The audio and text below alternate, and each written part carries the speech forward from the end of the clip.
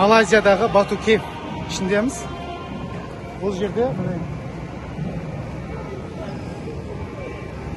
жерде яғни үндінің құдай орналасқан.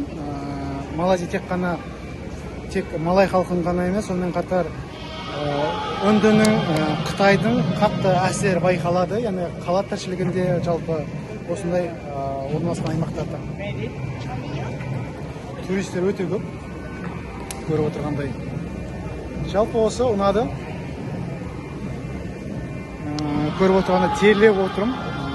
Бұл жерде күн қатты ыстық, яғни бұл жерде келу тегін, ешқандай ақы алмайды.